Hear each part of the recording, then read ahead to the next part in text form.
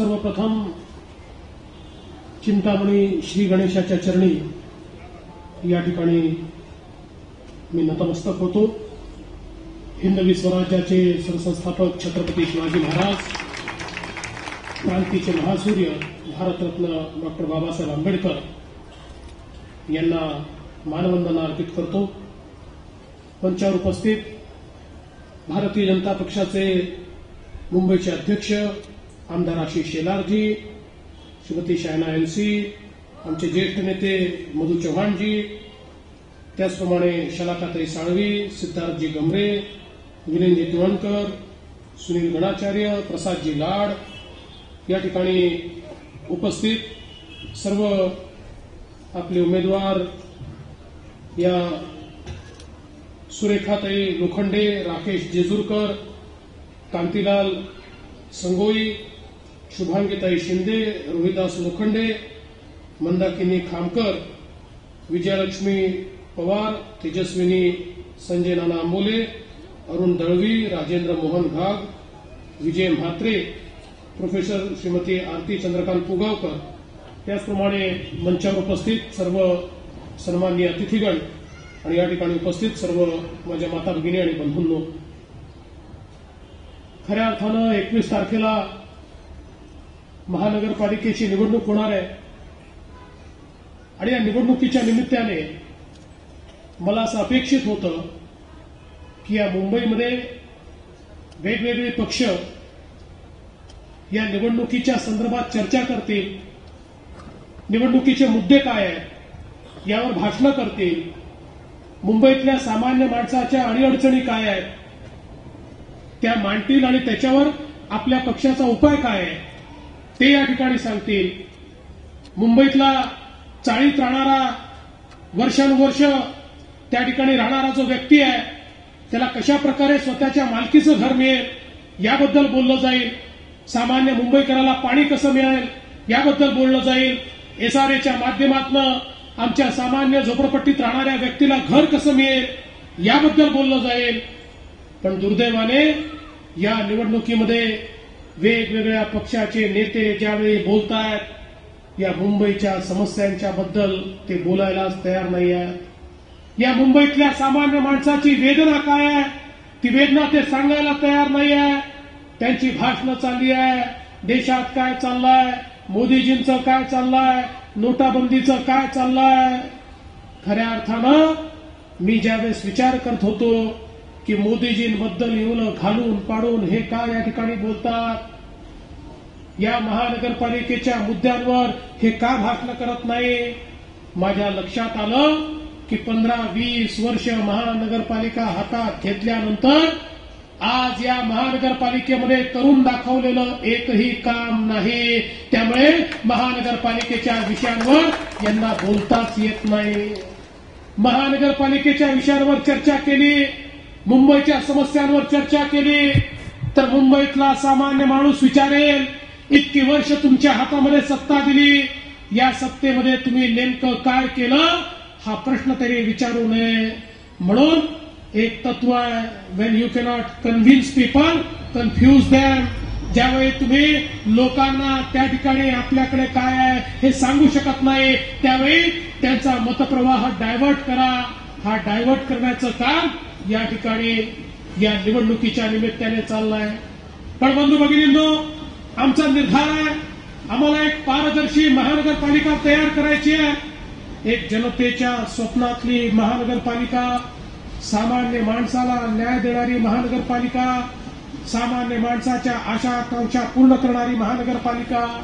खरं म्हणजे या मुंबईमध्ये इतकी क्षमता आहे। मुंबईच्या महानगरपालिकेचा अर्थसंकल्प हा 35,000 कोटी रुपयाचा आहे, 50,000 कोटी रुपयाचे फिक्स डिपॉझिट आहे। या मुंबईने जर या ठिकाणी मनामध्ये आणलं तर ही महानगरपालिका प्रत्येक व्यक्तीच्या जीवनामध्ये सकारात्मक परिवर्तन करू शकते। बंधू भगिनींनो, माझ्याकडे एमएमआरडी आहे, मी एमएमआरडीएचा अध्यक्ष आहे। माझ्या एमएमआरडीएचं बजेट 4,000 कोटी रुपयाचं आहे। त्या 4,000 कोटी रुपयाच्या भरोशावर 75,000 कोटीपेक्षा जास्त काम या मुंबईमध्ये मी सुरू केलेलं आहे। मग माझा सवाल आहे, 4,000 कोटीच्या अर्थसंकल्पामध्ये जर मी एवढं काम उभं करू शकतो तर ही महानगरपालिका 35,000 कोटी रुपयाचा अर्थसंकल्प घेऊन देखील या ठिकाणी या मुंबईला परिवर्तित का करू शकत नाही? मुंबईच्या रस्त्यांची अवस्था ही मी सांगण्याचं कारण नाहीये, आपल्याला सगळ्यांना त्याची कल्पना आहे. पण बंधू भगिनींनो, ही अवस्था काय याचं उत्तर हे खऱ्या अर्थानं त्या ठिकाणी सत्ताधाऱ्यांनी दिलं पाहिजे. मला देखील पूर्वी असं वाटायचं की मुंबईच्या रस्त्यांची अवस्था याकरता अशी आहे, मुंबई एक कोस्टल शहर आहे, खूप मोठ्या प्रमाणात पाऊस पडतो, ते पाणी लवकर जात नाही, त्यामुळे आमचे रस्ते खराब असतील. मी बीएमसीच्या कमिशनरला सांगितलं की काहीतरी इंजिनिअरिंग मार्वल करा, थोडी रस्त्यांची तपासणी करा, नवीन टेक्नॉलॉजी आणा आणि बघा आमचे रस्ते चांगले कसे होतील. दरवर्षी तेच ते रस्ते करतो, तेच ते गड्डे आपण भिजवतो.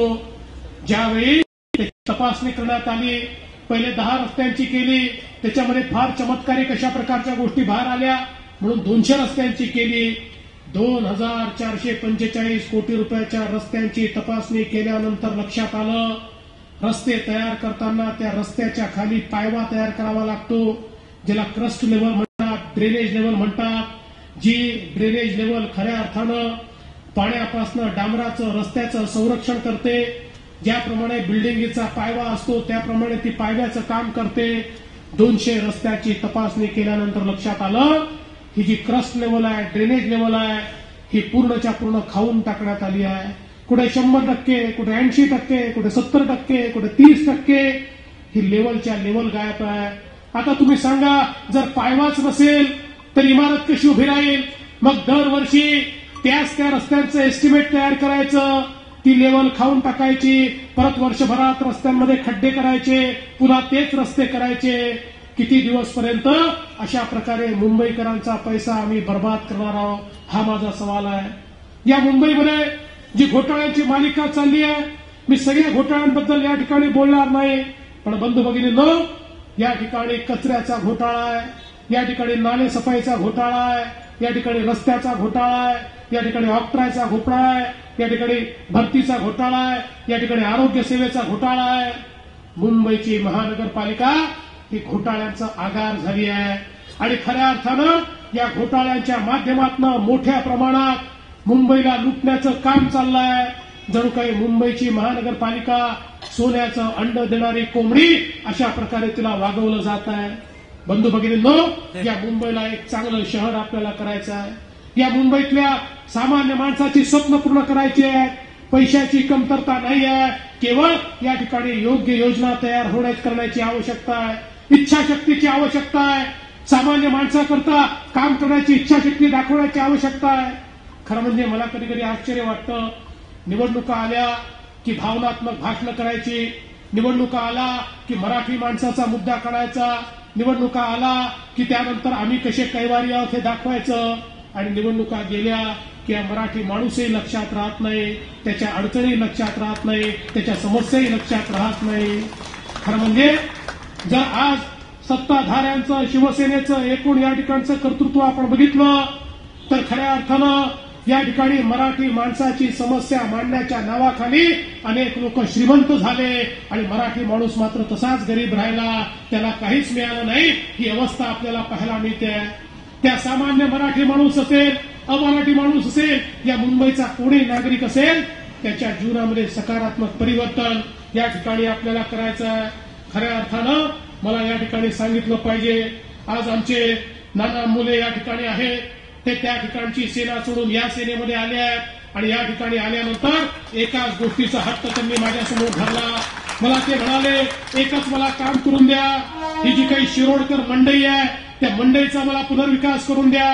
मी नानाजी तुम्हाला या ठिकाणी शब्द देतो, या महानगरपालिकेमध्ये आपलं सरकार येणार आहे, महाराष्ट्र शासनाच्या वतीनं तात्काळ आदेश देऊन या मंडईचं जे पुनर्विकास करायचा आहे तो पुनर्विकास निश्चितपणे आपण करू. आज चाळींचा पुनर्विकास झाला पाहिजे, मंडईचा पुनर्विकास झाला पाहिजे, त्याकरता नवीन पॉलिसी आली पाहिजे. आहे त्या पॉलिसीमध्ये आज आपल्याला माहिती आहे की जे मालक आहेत त्यांची एनओसीच मिळत नाही, त्यामुळे रिडेव्हलपमेंट होऊ शकत नाही. पण क्लस्टर पद्धतीच्या माध्यमातून या ठिकाणी अशा प्रकारची व्यवस्था निर्माण केली जाऊ शकते की ज्यातनं खऱ्या अर्थानं दोघांचाही फायदा होऊन या मराठी माणसाला चांगल्या प्रकारे त्या ठिकाणी घर मिळालं पाहिजे. तो चाळीतनं जरा चांगल्या वातावरणात गेला पाहिजे, त्याच ठिकाणी गेला पाहिजे, पण पुनर्विकासात गेला पाहिजे. मला या ठिकाणी सांगितलं पाहिजे, बीडीडी चाळीचा मुद्दा इतके वर्षापासून या मुंबईमध्ये गाजत होता. बीडीडी चाळीचं पुनर्विकास होणार 20-25 वर्ष निघून गेले, पण 2च वर्षामध्ये आपल्या सरकारनं बीडीडी चाळीचा पुनर्विकास त्या ठिकाणी करण्याचं काम सुरू केलं. आणि जो मराठी माणूस होता 120 चौरस फुटात राहत होता, त्याला 500 फुटाचं घर देण्याचं काम या बीडीडी चाळीच्या माध्यमातून आपल्या सरकारनं केलं. आम्ही केवळ भाषण करत नाही, आम्ही केवळ भावनात्मक बोलत नाही, खऱ्या अर्थानं सामान्य माणसाकरता काम करायचं या ठिकाणी राज्य सरकारच्या वतीनं काम चाललंय. आज या मुंबईमध्ये सामान्य माणसाला काय हवंय? त्याला घर हवंय, त्याला या ठिकाणी चांगली ट्रान्सपोर्टेशनची व्यवस्था हवी आहे. आज मुंबईकराचा संपूर्ण जीवन हे कशामध्ये निघून जातं? ते प्रवासात निघून जातं. आज तो लोकलमध्ये, बसमध्ये प्रवास करत करत आपलं अर्ध आयुष्य घालून टाकतो. दिवसातले चांगले तास हे सगळे प्रवासात तो घालवतो. आणि प्रवासही कसा? लोकलमध्ये इतके धक्के खावे लागतात. बेस्टच्या बसमध्ये चढायचं असेल तर त्या ठिकाणी लटकून प्रवास करावा लागतो. अशा अवस्थेमध्ये हा मुंबईकर या ठिकाणी प्रवास करतो. आपल्या सरकारनं हा निर्णय केला, या मुंबईमध्ये ट्रान्सपोर्टेशनची व्यवस्था चांगल्या प्रकारची केली पाहिजे. आम्ही निर्णय केला, इथे मेट्रो केली पाहिजे, इथल्या आपल्या रेल्वेची क्षमता वाढवली पाहिजे, या ठिकाणी आपल्या सिस्टीमचं इंटिग्रेशन केलं पाहिजे. आणि त्या माध्यमातून मला या ठिकाणी सांगितलं पाहिजे, स्वातंत्र्यापासून आजपर्यंत मुंबईमध्ये ज्या लोकल सुरू झाल्या, या सगळ्या ट्रेनची जर आपण गोळाबेरीज केली तर एकूण 70 लाख प्रवासी प्रवास करू शकतात. एवढ्या मोठ्या प्रमाणात या ठिकाणी ट्रेनचं नेटवर्क तयार झालं. मागच्या काळामध्ये काँग्रेसच्या सरकारनं मेट्रोचं काम हातामध्ये घेतलं. 13 वर्षामध्ये 10 किलोमीटर मेट्रोचं काम त्यांनी पूर्ण केलं. पण मला सांगताना आनंद वाटतो, या मुंबईमध्ये केवळ 2च वर्षामध्ये 172 किलोमीटर मेट्रोच्या नेटवर्कला आपण मान्यता दिली आणि 120 किलोमीटरचं मेट्रोचं नेटवर्क हे सुरू केलं. 200 किलोमीटरपर्यंत ते नेटवर्क आपण नेणार आहोत. आणि त्या माध्यमातून 70 वर्षामध्ये आपल्या सबअर्बन रेल्वेमध्ये 70 लाख प्रवासी प्रवास करू शकतील एवढी क्षमता. आणि 5 वर्षामध्ये मेट्रोची जी क्षमता आपण तयार करतोय त्यामध्ये देखील 70 लाख प्रवासी प्रवास करू शकतील एवढी क्षमता आपण मेट्रोची तयार करतोय. आपली जी ट्रेन आहे, या ट्रेनवर देखील विस्तार केला पाहिजे, त्याच्यामध्ये चांगल्या सुविधा मिळाल्या पाहिजेत. याकरता आपण हातामध्ये काम घेतलं. आणि खऱ्या अर्थानं या मुंबईमध्ये जागा नाही, विस्तार करता येत नाही, पण व्हर्टिकल जाता येतं. मग जर आपल्या बिल्डिंगा व्हर्टिकल जाऊ शकतात, आपली ट्रेन का जाऊ शकत नाही? सुरेश प्रभू साहेबांची मी चर्चा केली, त्यांना सांगितलं ट्रेनवर ट्रेन नेऊ, आपण त्या ठिकाणी एलिव्हेटेड कॉरिडॉर तयार करू. सीएसटी पासून पनवेलपर्यंत, चर्चगेट पासून विरारपर्यंत आपण एलिव्हेटेड कॉरिडॉरनी जर ट्रेन नेली तर आपल्याला 35 लाख प्रवासी प्रवास करू शकतील. इतकी ऍडिशनल व्यवस्था तयार करता येईल आणि चांगली आधुनिक स्वच्छ आणि पूर्णपणे एसी अशा प्रकारची ट्रेन आपल्याला सुरू करता येईल. आणि त्यांनी त्याला मान्यता दिली आणि त्याचंही काम आता आपण सुरू करतोय. नीती आयोगाने त्याला ही मान्यता दिली आहे. म्हणजे 70 वर्षामध्ये 70 लाख प्रवाशांकरता व्यवस्था आणि 5 वर्षामध्ये ऍडिशनल 1,05,00,000 प्रवाशांकरता व्यवस्था. कोणालाही ट्रेनमध्ये, लोकलमध्ये, मेट्रोमध्ये धक्के खावे लागणार नाही अशा प्रकारची व्यवस्था आपण उभी करतोय. ही व्यवस्था उभी करत असताना प्रत्येक व्यक्तीला त्या ठिकाणी एंड टू एंड सोल्युशन मिळालं पाहिजे. लोक अनेक वेळा पब्लिक ट्रान्सपोर्ट वापरत नाही, कारण त्यांना जिथे जायचं असतं तिथपर्यंत त्यांना ते सोल्युशन मिळत नाही आणि म्हणून ते पब्लिक ट्रान्सपोर्ट वापरत नाही. पण या ठिकाणी आपण जर अशा प्रकारची प्रोव्हिजन केली की चिंचपोकळीपासनं मला मुलुंडला जायचं आहे, मला चिंचपोकळीपासनं कुलाब्याला जायचं आहे किंवा अन्य कुठेही जायचं आहे, मी माझ्या मोबाईलच्या ऍपवर ते 2 स्टेशन टाकले. ते 2 स्टेशन टाकल्याबरोबर त्या ठिकाणी एक रूट प्लॅन येईल आणि तो रूट प्लॅन जीपीएस एनेबल्ड असेल. तो तुम्हाला सांगेल तुम्ही जिथे उभ्या तिथपासनं 300 मीटरवर मेट्रोचं स्टेशन आहे, त्या मेट्रोमध्ये बसा, इथपर्यंत जा. तिथे तुम्ही बाहेर पडल्याबरोबर तुम्हाला लोकलचं स्टेशन मिळेल. त्या लोकलमध्ये तुम्ही बसा, ती इतके वाजून इतके मिनिटाची आहे, त्याच्यात बसून इतके मिनिटात तुम्ही या ठिकाणी पोहोचाल. त्या ठिकाणी बाहेर निघाल्याबरोबर तुम्हाला बस मिळेल. ती बस थेट तुम्हाला जायचं आहे त्या घरासमोर जाऊन तुम्हाला सोडेल किंवा 100 मीटरवर सोडेल. आणि हे सगळं करत असताना सगळीकडे वेगवेगळं तिकीट काढायची आवश्यकता नाही आहे. एकच तिकीट काढलं की ते तिकीट बसमध्ये चालेल, ते मेट्रोमध्ये चालेल, ते मोनोमध्ये चालेल, ते रेल्वेमध्ये चालेल. अशा प्रकारचं सिंगल तिकीटवर इंटिग्रेशन केलं तर प्रत्येक माणूस हा पब्लिक ट्रान्सपोर्ट वापरेल आणि त्यांनी पब्लिक ट्रान्सपोर्ट वापरला, एकीकडे मुंबईचं प्रदूषण कमी होईल आणि दुसरीकडे मुंबईच्या लोकांचं जीवन हे त्या ठिकाणी सुधारेल. आपल्याला माहिती आहे मेट्रो हे फास्ट ट्रान्सपोर्ट आहे, ते रेल्वेपेक्षा देखील फास्ट जात आहे आणि त्या माध्यमातून स्वच्छ गाड्या आपल्याला त्या ठिकाणी मिळतील. आपलं क्वालिटी ऑफ लाईफ या ठिकाणी सुधारेल. या कामाची सुरुवात केवळ 2च वर्षामध्ये आम्ही या ठिकाणी करून दाखवली. आज या मुंबईमध्ये पिण्याच्या पाण्याचा प्रश्न अनेक भागामध्ये आहे, झोपडपट्ट्यांमध्ये पिण्याच्या पाण्याचा प्रश्न आहे. खरं म्हणजे आपण जर विचार केला तर प्रतिमानशी पाण्याची उपलब्धता ही जेवढी सिंगापूरमध्ये आहे तेवढीच मुंबईमध्ये आहे. पण सिंगापूरमध्ये प्रत्येक नागरिकाला 24 तास पाणी मिळतं, मुंबईमध्ये मात्र ते मिळत नाही. आम्ही परवा गिरगावमध्ये गेलो होतो. तिथल्या मराठी माणसाशी चर्चा करत असताना त्याला मी विचारलं, तुला इतके वर्षात काय मिळालं? तो म्हणाला, मतदान तर मी केलं, पण इतक्या वर्षात मला हे मिळालं की माझ्याकडे 5:30 वाजतापासनं मला जागा राहावं लागतं, नळाकडे लक्ष देऊन उभं राहावं लागतं. आता पाणी येईल, मग पाणी येईल, आता पाणी येईल, मग पाणी येईल. मग कधीतरी 6च्या दरम्यान 15-20 मिनिटं अर्धा तास पाणी येतं. ते कधी येतं हे माहित नाही, ते कधी जातं हे माहित नाही. मला या 20 वर्षामध्ये गिरगावमध्ये हे मिळालं.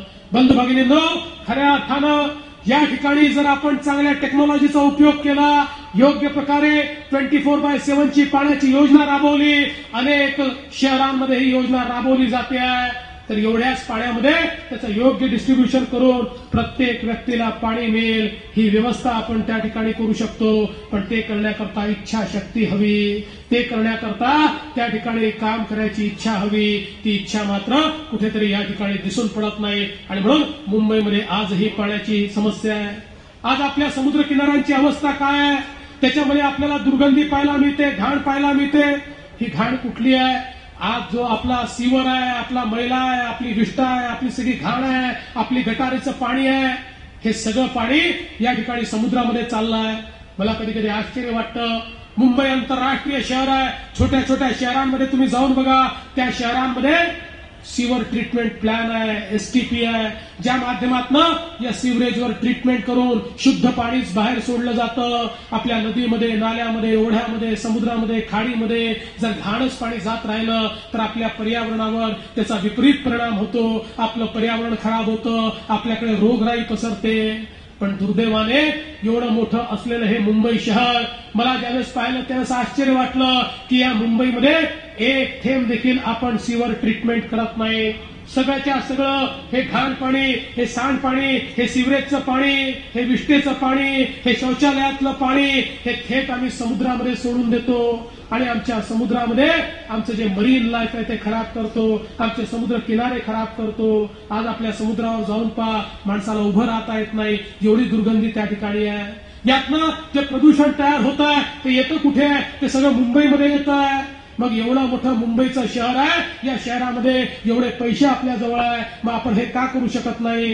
हे आपण एवढ्याच करता करू शकत नाही की 2006 साली हे करण्याकरता एका कंपनीला आपण नेमलं. त्या कंपनीने त्या ठिकाणी 2012 सालापर्यंत आपल्याला सगळे आराखडे बनवून द्यायचे होते, एकही आराखडा त्यांनी बनवला नाही. मग त्यांना एक्सटेन्शन दिलं, 2015 सालापर्यंत 120 कोटी रुपये देऊन टाकले, पुन्हा अजून 60 कोटी रुपये दिले, मग अजून 10 कोटी रुपये दिले, 190 कोटी रुपये त्या कंपनीला त्या ठिकाणी देऊन टाकले. 190 कोटी रुपये दिल्यानंतर देखील 15 वर्षानंतर देखील त्या कंपनीनं आपल्याला काहीच तयार करून दिलं नाही. 10 आराखडे तयार केले, तेही चुकीचे निघाले आणि या मुंबईमध्ये एक थेंब देखील सीवर्स ट्रीटमेंटचा प्लॅन आम्ही तयार करू शकलो नाही. कशाच्या आधारावर पर्यावरण पूरक शहर म्हणतो, कशाच्या आधारावर विकसित शहर म्हणतो? ज्या शहरामध्ये शहरातली सगळी गंदगी शहराच्या नाल्यामध्ये वाहते आहे, ती नाल्यामधनं वाहून शहरातल्या सगळ्या आपल्या नदी नाल्यांमधनं, ओढ्यांमधनं समुद्रामध्ये चाललेली आहे. बंधू भगिनींनो, या ठिकाणी इच्छाशक्तीचा अभाव आहे. सामान्य माणसाच्या जीवनामध्ये सकारात्मक परिवर्तन केलं जाऊ शकतं. एसआरएच्या योजना आहेत, या योजनांमध्ये इतक्या मोठ्या प्रमाणात भ्रष्टाचार होता. आम्ही निर्णय केला, खऱ्या अर्थानं विकासक त्या ठिकाणी लोकांना बाहेर काढायचा, काही दिवस त्यांना भाडं द्यायचा, मग भाडं देणे बंद करायचा, एलओआयचं ट्रेडिंग करायचा. आम्ही निर्णय केला हे चालणार नाही. जर विकासकांनी योग्य वेळेमध्ये त्या ठिकाणी जर रिडेव्हलपमेंट केलं नाही, त्या ठिकाणी एसआरएच्या जर घरं बनवले नाही, तर त्या माध्यमातून ही जी एसआरएची स्कीम आहे ती राज्य सरकार आपल्या ताब्यामध्ये घेईल आणि आपल्या माध्यमातून त्या ठिकाणी गरीब माणसाला घर तयार करून देईल. बंधू भगिनींनो, राज्य सरकार पूर्णपणे तुमच्या पाठीशी उभं आहे. केंद्रातलं सरकार पाठीशी उभं आहे. केंद्रामध्ये मोदीजींचं सरकार आहे. मोदीजींच्या सरकारनं ट्रान्स हार्बर लिंकला त्या ठिकाणी आपल्याला मान्यता दिली. कोस्टल रोडला आपल्याला मान्यता दिली. मोदीजीच्या सरकारनं या ठिकाणी आपले मानबिंदू असलेल्या छत्रपती शिवाजी महाराजांचं स्मारक अरबी समुद्रामध्ये करण्याकरता त्या ठिकाणी आपल्याला मान्यता दिली. एकीकडे मोदीजींचं सरकार आहे ते पाठीशी उभं आहे, दुसरीकडे राज्यातलं सरकार पाठीशी उभं आहे. पण या ठिकाणी महानगरपालिकेत कोणालाही कामामध्ये त्या ठिकाणी रस नाही आहे. केवळ भ्रष्टाचार, भ्रष्टाचार आणि भ्रष्टाचार. बंधू भगिनींनो, कुठेतरी हा भ्रष्टाचार संपवायची वेळ आली आहे. 5 वर्षांना घरी बसवायची वेळ आली आहे. मी तुम्हाला विनंती करण्याकरता आलो आहे. आता परिवर्तनाची वेळ आली आहे. तुमच्या सगळ्यांना मी एवढीच विनंती करतो, देशातलं सरकार, राज्यातलं सरकार, महानगरपालिकेतलं सरकार हे तिन्ही सरकार पारदर्शी असले पाहिजे, पारदर्शी प्रामाणिकतेने चालले पाहिजे. आणि त्याकरता या निवडणुकीमध्ये 21 तारखेला कमळाचं बटन दाबून या ठिकाणी आमच्या सर्व उमेदवारांना विजयी करा, एवढीच विनंती आपल्याला करतो आणि माझं बोलणं संपवतो. धन्यवाद. जय हिंद, जय महाराष्ट्र.